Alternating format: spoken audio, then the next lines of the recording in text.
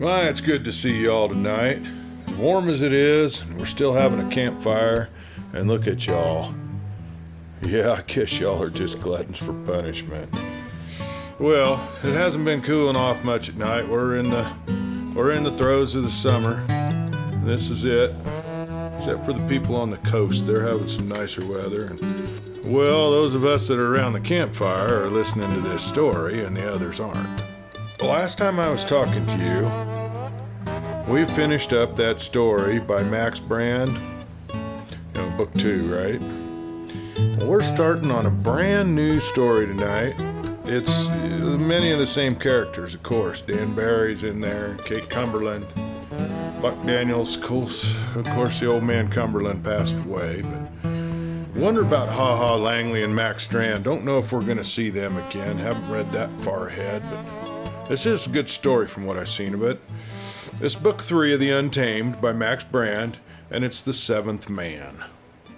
Chapter 1, Spring, and that's where we should start.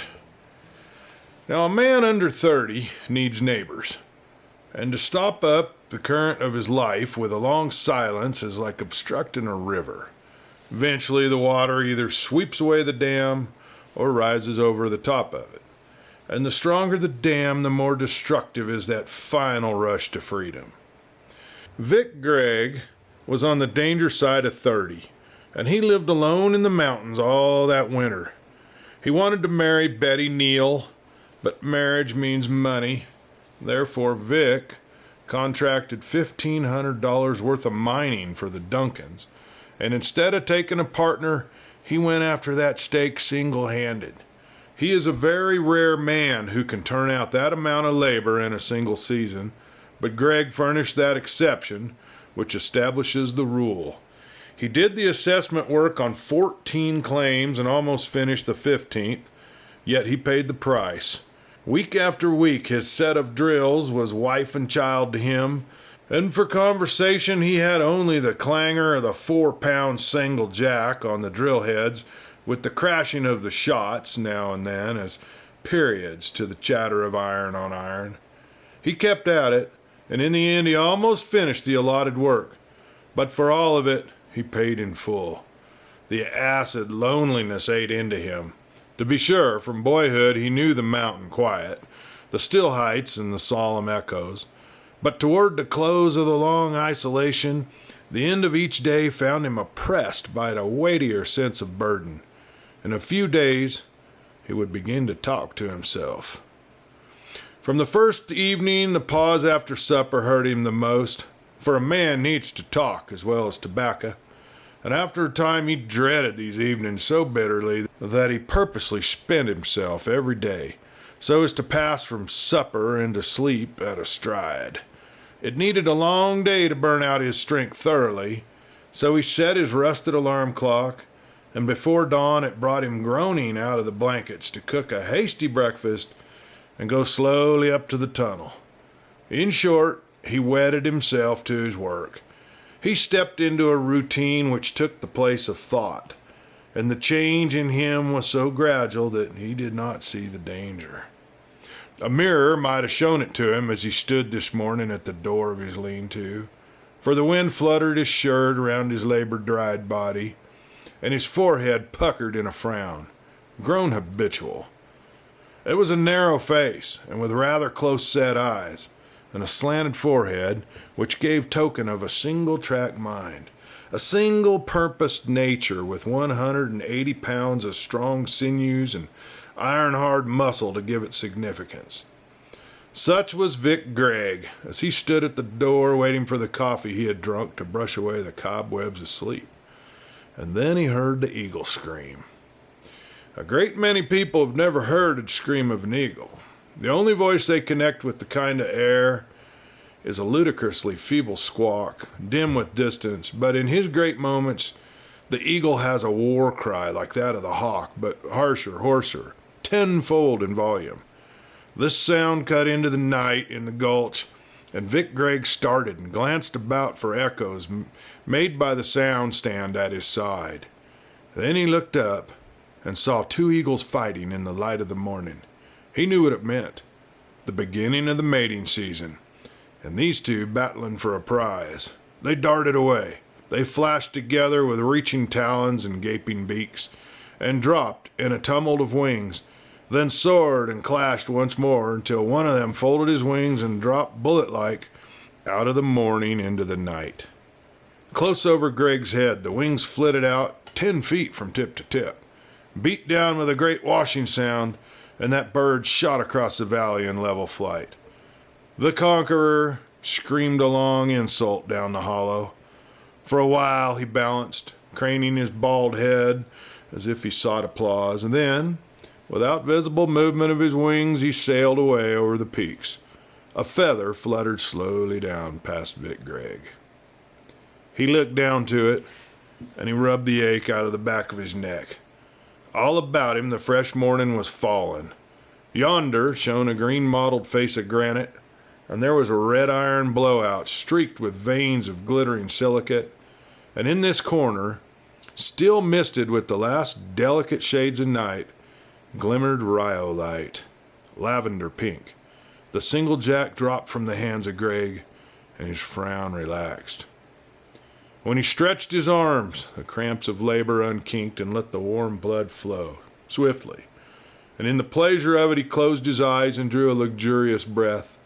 He stepped from the door with his head high and his heart lighter, and when his hobnailed shoes clinked on the fallen hammer, he kicked it, spinning from his path.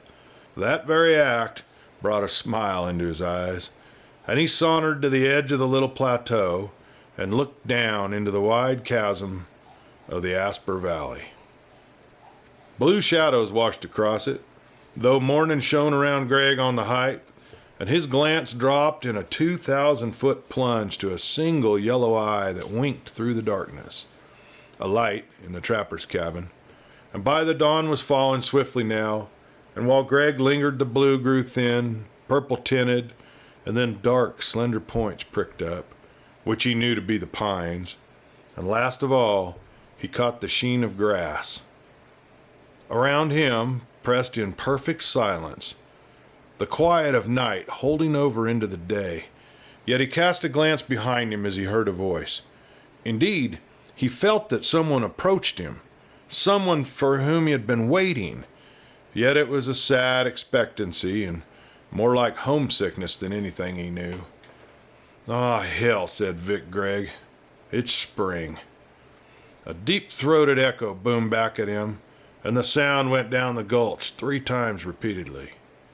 "Spring," repeated Gregg more softly, as if he feared to rouse the echo. "Damned if it ain't."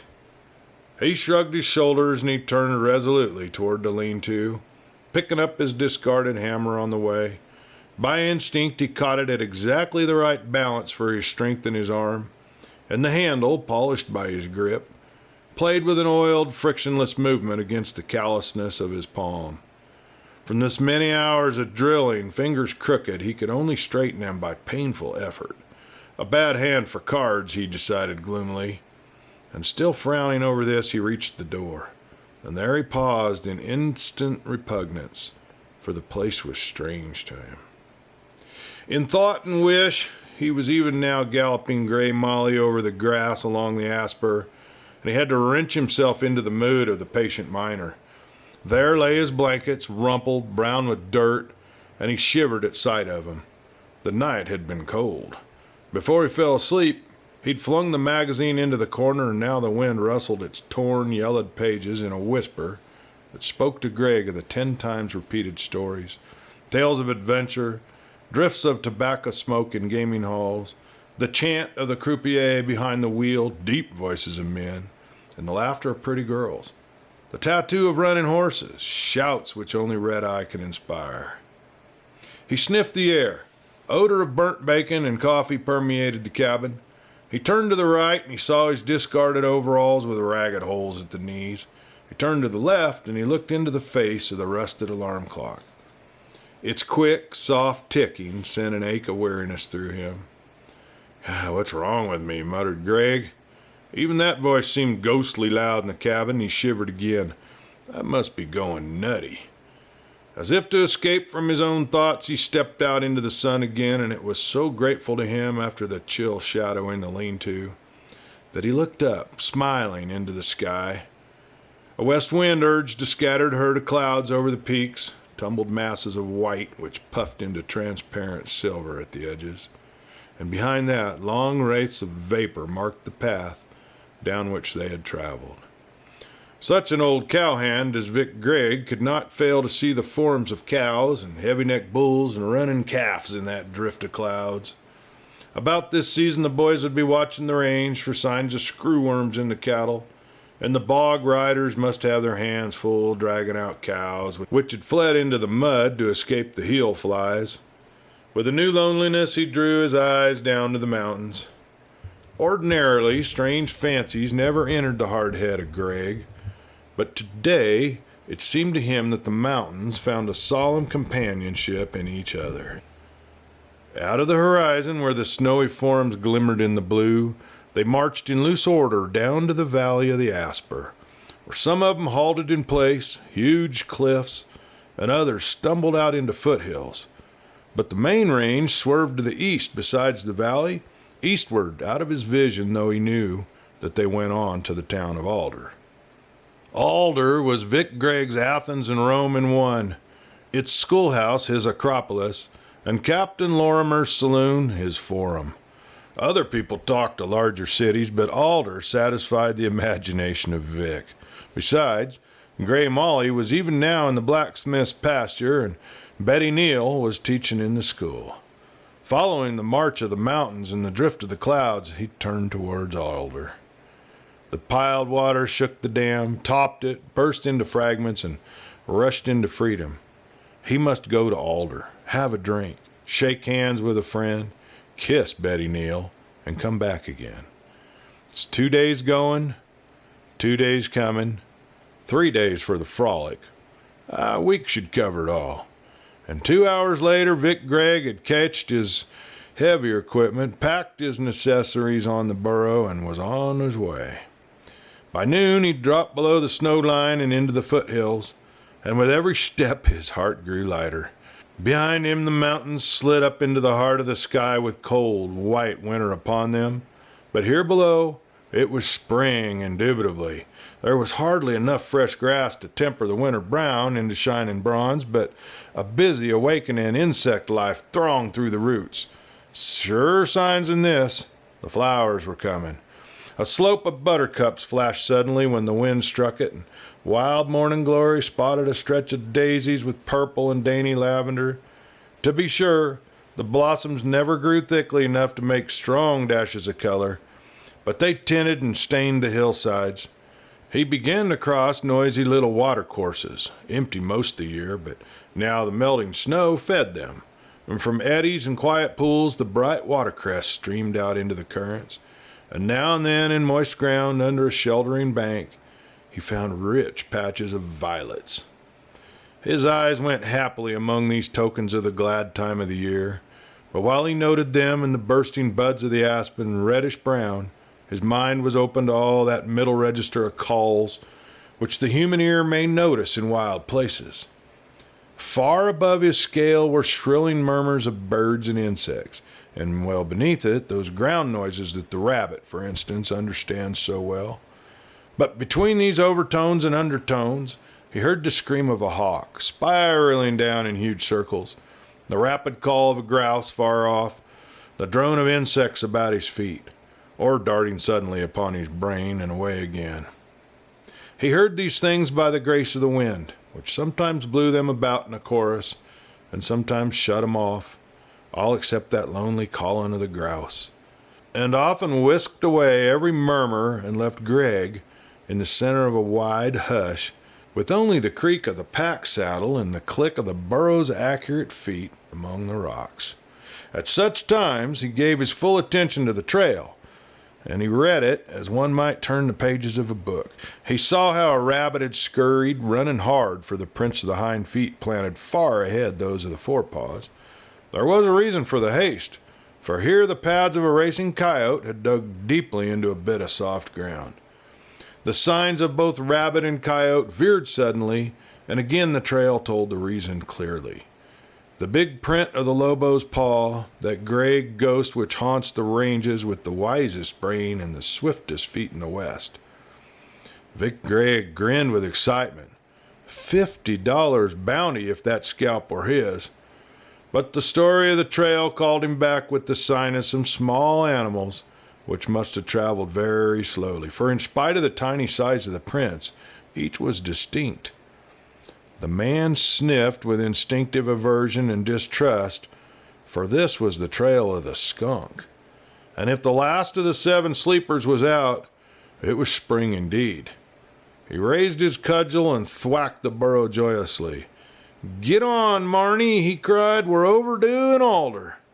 Marnie switched her tail impatiently and canted back a long ear to listen. But she did not increase her pace, for Marnie had only one gait, and if Vic occasionally thumped her, it was rather by way of conversation than in any hope of hurrying their journey along. Chapter 2, Gray Molly.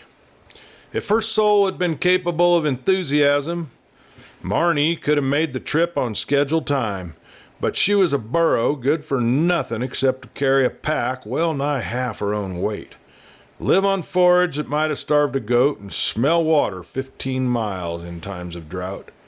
Speed was not in her vocabulary, and accordingly it was late afternoon rather than morning when Gregg, pointing his course between the ears of Marnie, steered her through Murphy's Pass and came out over Alder. There they paused by mutual consent, and the burro flicked one long ear forward to listen to the rushing of the Doane River. It filled the valley with continual murmur, and just below him, where the brown, white-flecked current twisted around an elbow bend, lay Alder, tossed down without plan. Here a boulder, there a house. They seemed marvelously flimsy structures, and one felt surprised that the weight of the winter snow had not crushed them, or that the Doane River had not sent a strong current licking over bank and tossed the whole village crashing down the ravine.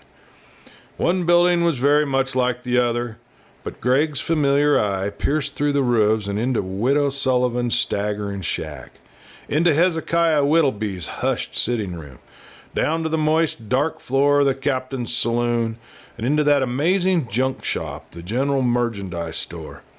But first and last, he looked to the little flag which gleamed and snapped above the schoolhouse, and it spelled "My Country" to Vic. Marnie consented to break into a neat-footed jog trot going down the last slope, and so she went up the single winding street of Alder, grunting at every step, with Gregg's whistle behind her. In town, he lived with his friend Doug Pym, who kept their attic room reserved for his occupancy. So he headed straight for that place. What human face would he see first? Well, it was Mrs. Sweeney's little boy Jack, who raced into the street whooping, and Vic caught him under the armpits and swung him dizzily into the air. "By God," muttered Vic as he strode on, "that's a good kid, that Jack." And he straightway forgot all about that knife which Jackie had purloined from him the summer before. Me and Betty, he thought, we'll have kids, just like Jack, tougher than leather. Well, old Kerrigan saw him next and cackled from his truck garden in the backyard. Vic went on with a wave of his arm and on past Gertie Vincent's inviting shout. Gertie had been his particular girl before Betty Neal come to town. And on with the determination of a soldier, even past the veranda of Captain Lorimer's saloon. Though Lorimer himself bellowed a greeting and Chick Stewart crooked a significant thumb over his shoulder towards the open door, he only paused at the blacksmith's shop and looked in at Doug, who was struggling to make the print of a hot shoe on a hind foot of Simpson's sorrel, Glencoe. "Hey, Doug." Pym raised a grimy, sweating forehead. "You boy, easy. Damn you." "Hello, Vic." As he propped that restless hind foot on his inner thigh, he extended a hand. "Go on working, Doug, 'cause I can't stop. I just want a rope to catch Gray Molly." "You red devil, you take that rope over there, Vic. You won't have no work catching Molly, which she's plumb tame. Stand still, damn you. I ain't never seen a Glencoe with any sense. Where you going, Vic? Up to the school?" And his sweaty grin followed Vic as the latter went out the coil of ropes over his shoulder. When Greg reached the house, Nellie Pym hugged him, which is the privilege of fat and 40, and then she sat at the foot of the stairs and shouted up gossip while he shaved with frantic haste, jumped into his very best clothes. He answered her with monosyllables and only half his mind. "Finish up your work, Vic?" "Nope." "You sure worked yourself all thin. I hope somebody appreciates it," she chuckled. "Ain't been sick, have you?" "Say, who do you think's in town? Sheriff Glass?" This information sank in on him while he tugged at a boot at least a size and a half too small.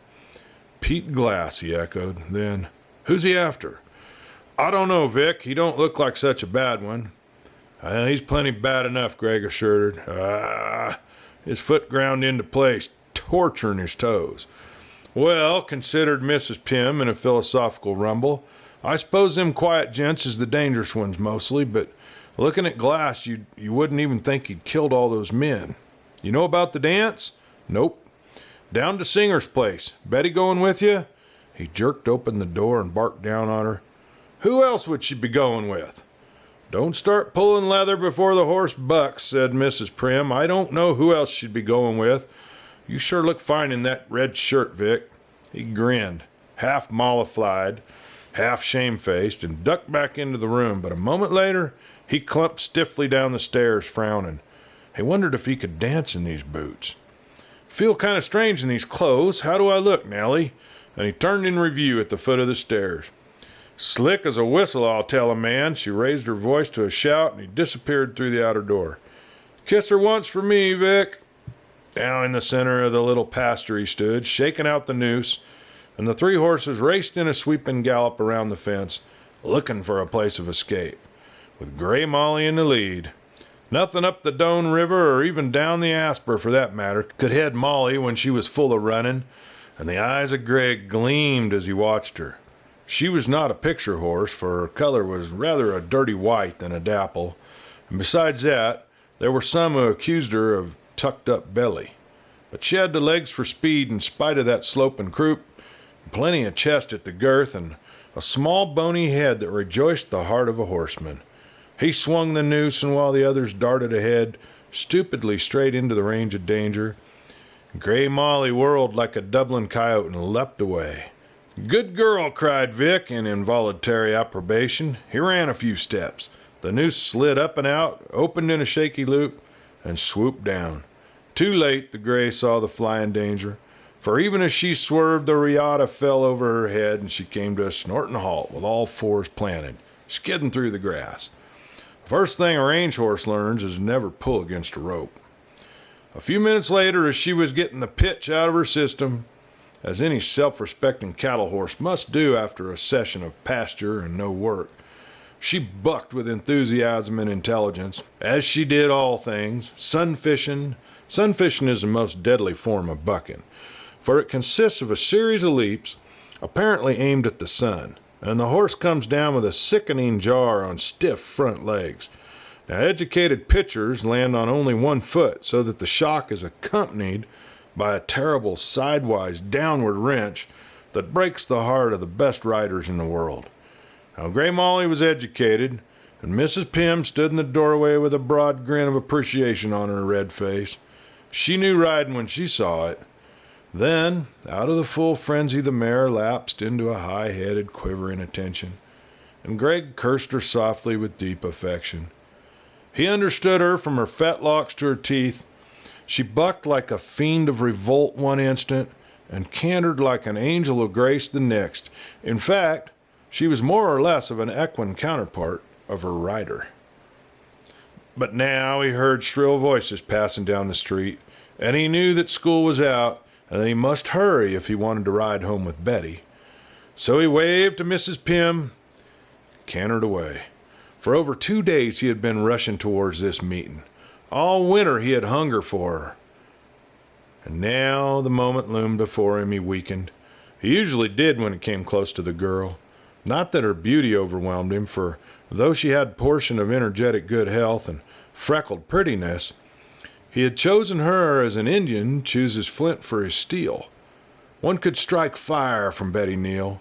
When he was far away, he loved her without doubt or question, and his trust ran towards her like a river, setting towards the ocean, 'cause he knew that her heart was as big and as true as the heart of Gray Molly herself. Only her ways were fickle, and when she came near, she filled him with uneasiness and suspicion. Well, Chapter 3, Battle. On the road, he passed Mrs. Brewster, for the Alder school boasted 2 teachers, and under her kindly, rather faded smile, he felt a great desire to stop and take her into his confidence, and ask her what Betty Neal had been doing all these months. Instead, he touched Gray Molly with the spurs, and she answered with a watch spring uncurling beneath him. The rush of wind against his face raised his spirits to a singing pitch, and when he flung from the saddle before the school, he shouted, "Oh, Betty!" Up the sharp angling steps in a bound, and at the door, "Oh, Betty!" His voice filled the room with a thick, dull echo, and there was Betty behind her desk, looking up at him agape. And beside her stood Blondie Hanson, big, good-looking, and equally startled. Fear made the glance at Vic Gregg swerve, to where little Tommy Aiken scribbled an arithmetic problem on the blackboard, after school work for whispering in class, or some other equally heinous crime. The tingling voices of the other children on their way home floated into Tommy, and the corners of his mouth drooped. To regain his poise, Vic tugged at his belt and felt the weight of the holster slipping into a more convenient spot. Then he sauntered up the aisle, sweeping off his sombrero. Every feeling in his body, every nerve, disappeared in crystalline hardness, for it seemed to him that the air was supercharged by a secret something between Betty and young Hanson. Betty was out from behind her desk, and she ran to meet him and touch his hands in both of hers. The rush of her coming took his breath, and at her touch, something melted in her. "Oh, Vic, are you all through?" Gregg stiffened for the benefit of Hanson and Tommy Aiken. "Pretty near through," he said carelessly. "Thought I'd drop down to Alder for a day or 2 and get the kinks out. Hello, Blondie." "Hey, Tommy." Tommy Aiken flashed a grin at him, but Tommy was not quite sure that the rules permitted speaking, even under such provocation as the return of Vic Gregg. So he maintained a desperate silence. Blondie had picked up his hat as he returned the greeting. "I guess I'll be going," he said, and coughed to show that he was perfectly at ease, but it seemed to Vic that it was hard for Blondie to meet his eye when they shook hands. "See you later, Betty." "All right," she smiled at Vic, a flash, and then gathered dignity on both voice and manner. "You may go now, Tommy." She lapsed into complete unconsciousness of manner as Tommy swooped on his desk, included hat and book in one grab, darting towards the door through which Hanson had just disappeared. Harry paused, tilting, and his smile twinkled at him with understanding. "Good night, Miss Neal. Hope you have a good time, Vic." His heels clicked twice on the steps outside, and then the patter of the racing feet across the field. "The little mischief," said Betty, delightfully flushed. "It beats everything, Vic, how Alder takes things for granted." He should have taken her in his arms and kissed her, now that she had cleared the room. He very well knew, but the obvious thing was always last to come in Gregg's repertoire. Why not take it for granted? It ain't going to be many days now. He watched her eyes sparkle, but the pleasure of seeing him drowned the gleam almost at once. "Are you really almost through? Oh, Vic, you've been away so long, and She checked herself. There was no overflow of sentiment in Betty. "Maybe I was a fool for laying off work this way," he admitted, "but I sure got terrible lonesome up there." Her glance went over him contently, from the hard brown hands to the wrinkle which labor had sunk in the exact center of his forehead. He was all man to Betty. "Come on along," he said. He would kiss her by surprise as they reached the door. "Come on along. It's sure enough spring outside. I've been eating it up, and we can do our talking over things at the dance. Let's ride now." "Dance?" "Sure, down to Singer's place. It's going to be kind of hard to get out of going with Blondie. He asked me." "And you said you'd go?" "Well, what are you flaring up about? Now look here, how long have you been traipsing around with Blondie Hanson?" She clenched one hand beside her in a way he knew, but it pleased him more than it warned him, just as it pleased him to see the ears of Gray Molly go back. "What's wrong with Blondie Hanson?" "What's right about him?" he countered senselessly. Her voice went a bit shrill. Blondie is a gentleman, I'll have you know. Is he? Don't you sneer at me, Victor Gregg. I won't have it. You won't, huh? He felt that he was pushing her to the danger point, but she was perfectly, satisfyingly beautiful in her anger. He taunted her with the pleasure of an artist painting a picture. I won't, she repeated. Something else came to her lips, but she repressed it, and he could see the pressure from within telling. Don't get in a huff over nothing, he urged in real alarm. Only it made me kind of mad to see Blondie standing there with that calf look. What calf look? He's a lot better to look at than you'll ever be. A smear of red danced before the vision of Gregg. I don't set up for no beauty prize. Tie a pink ribbon in Blondie's hair and take him to the baby show if you want. He's about young enough to enter. If she could have found a ready retort, her anger might have passed away in words, but no words came, and she turned pale. It was there that Gregg made his crucial mistake, for he thought the pallor came from fear which his sham jealousy had roused in her, perhaps. He should have maintained a discreet silence, but instead he poured in the gall of complacency upon a raw wound. Blondie's all right, he stated beneficially, but you just forget about him tonight.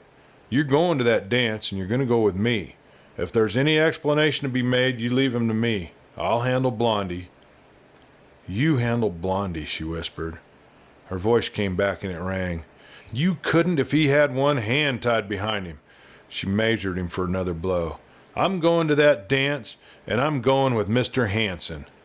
She knew that he would have died for her, and he knew that she would have died for him. Accordingly, they abandoned themselves to sullen fury. You're out of date, Vic, she ran on. Men can't drag women around nowadays, and you can't drag me, not 1 inch. She put a vicious little interval between each of the last 3 words. I'll be calling for you at 7 o'clock. I won't be there. Then I'll call on Blondie. You don't dare to. Don't you try to bluff me. I'm not that kind. Betty, do you mean that? Do you think I'm that yaller? I don't care what you are. I ask you calm and impersonal. Just think over that before you say it. I've already thought it over. Then by God, said Gregg, trembling, I'll never take 1 step out of my way to see you again. He turned, so blind with fury that he shouldered the door on his way out, and so, into the saddle, with Grey Molly standing like a figure of rock, as if she sensed his mood. He swung her about on her hind legs with a wrench on the curb and a lift of his spurs, but when she leapt into a gallop, he brought her back to the walk with a cruel jerk. She began to sidle across the field with her chin drawn almost back to her breast, prancing. You know, that movement of the horse brought him halfway around towards the door, and he was tempted mightily to look, but he knew that Betty Neal was standing there, begging him with her eyes. But the great sullen pain conquered. He straightened out the mare for the gate. Well, Betty was indeed at the door, leaning against it in sudden weakness, and even in her pain she felt pride in the grace and skill of Vic's horsemanship. The hearts of both of them were breaking, with this rather typical difference, that Gregg felt her to be entirely at fault, and that she as fully accepted every scruple of the blame. He had come down tired out and nervous from work, and he had done for her sake. She remembered. If he would only glance back once, he must know that she was praying for it. She would cry out and run down to him, but he went on through the gate. A flash of her passion returned to her. I shall go with Blondie if it kills me. And she flung herself into the nearest seat and wept. So when he reached the road and looked back at last, the doorway yawned black, empty, and he set his teeth with a groan and spurred down the road for Alder. He drew rein at Captain Lorimer's and entered with a curt nod in exchange for the greeting. Red eye, he ordered, and seized a bottle and a glass as Lorimer spun them deftly towards him. Captain Lorimer picked up the bottle and gazed at it mournfully when Vic had poured his drink. Son, he murmured, you've sure raised an awful thirst. Well, that's how it starts. First 3 chapters, and it's okay. We haven't seen our characters that we're used to yet, and we will. Give it some time. We're setting up some new players. And In fact, we'll talk more about these new players, and maybe we'll see a few of our familiar faces here next time around this campfire with you, which I hope is going to be real soon. I plan on being here, and I'd like for you to be here. Oh, by the way, if you have a story you'd like to share with us, I sure would like to see it. I sure would like to hear it. Send it our way. Okay, y'all. Be good, and I'll see you next time around. Till then, this is Clay Steele.